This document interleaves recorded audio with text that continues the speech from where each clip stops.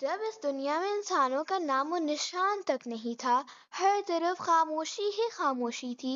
ना कोई जानवर था, ना जिंदगी की कोई अलामत। कायनात में सिर्फ सुकून और अल्लाह की कुदरत का गलबा था।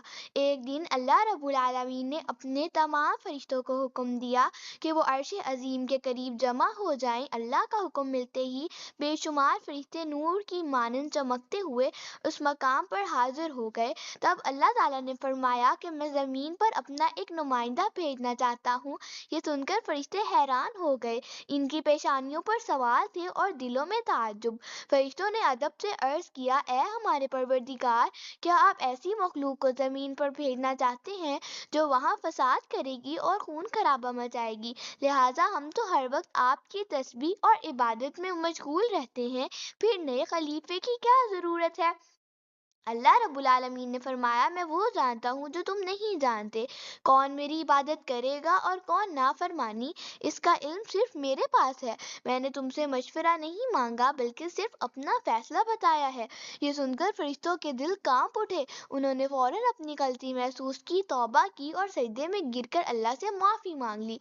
फिर अल्लाह ताला ने अपने चार अजीम फरिश्तों हज़रत जिब्राईल अलैहिस्सलाम, हज़रत मीकाईल अलैहिस्सलाम, हज़रत इसराफील अलैहिस्सलाम और हज़रत इज़राईल अलैहिस्सलाम को बुलाया।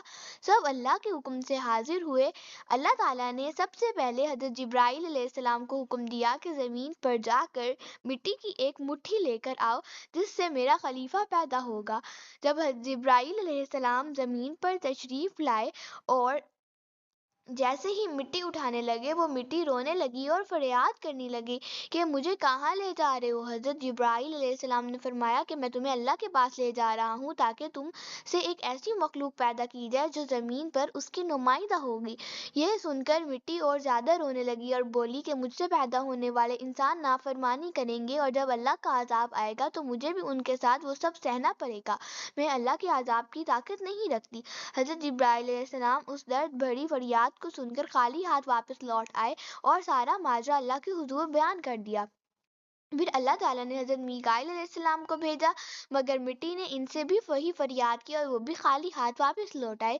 इसी तरह हज़रत इसराफील अलैहिस्सलाम भी ज़मीन पर गए, मगर मिट्टी की आह सुनकर उनका दिल भी पिघल गया और वो भी मिट्टी उठाए बगैर लौट आए। आखिरकार अल्लाह रब्बुल आलमीन ने हज़रत इज़राईल अलैहिस्सलाम को ज़मीन पर भेजा। जब वो मिट्टी के पास पहुंचे तो उसने फिर वही इल्तिजा की, मगर हज़रत इज़राईल अलैहिस्सलाम ने फरमाया कि मुझे अल्लाह का हुक्म मिला है और मैं अपने रब की हुक्म की खिलाफ वर्जी नहीं कर सकता। उन्होंने मिट्टी की मुट्ठी उठाई और अल्लाह के हुजूर हाजिर हो गए। अल्लाह ताला इस अतात पर बहुत खुश हुए और फरमाया कि चूंकि तुमने मेरा हुक्म पूरा किया इसलिए मैं तुम्हें इंसानों की रूह कब्ज करने की जिम्मेदारी देता हूँ। हज़रत इज़राईल अलैहिस्सलाम ने अर्ज किया कि जब मैं रूह कब्ज करूंगा तो लोग मुझसे नफरत करेंगे। अल्लाह ताला ने फरमाया कि हर मौत के लिए मैं अलग अलग असबाब पैदा कर दूंगा ताकि लोग तुम्हें इल्ज़ाम ना दें। फिर अल्लाह के हुक्म से उस मिट्टी को मक्का के करीब एक पहाड़ी पर रख दिया गया। वो बारिश में भीगती रही, धूप में सूखती रही और यूं कई साल गुजर गए। आखिर अल्लाह की कुदरत से उस मिट्टी से हज़रत आदम अलैहिस्सलाम का जिस्म तैयार किया गया। फरिश्तों को हुक्म हुआ कि जिस जिस्म को जन्नत में ले जाया जाए। तवील अरसे तक वो जिस्म बगैर रूह के जन्नत में रहा। फरिश्ते इसे देखा करते थे कि यही वही खलीफा है जिसे अल्लाह ज़मीन पर भेजेगा। मगर अजाजील जो बाद में इब्लीस बना, उस जिस्म का मजाक उड़ाता था। फिर अल्लाह ताला ने फरिश्तों को हुक्म दिया कि आदम अलैहिस्सलाम की रूह अर्श अजीम से लेकर जिस्म में दाखिल की जाए। जैसे ही रूह दाखिल हुई, हज़रत आदम अलैहिस्सलाम जिंदा हो गए और उनकी ज़बान से पहला लफ्ज़ अल्हम्दुलिल्लाह निकला।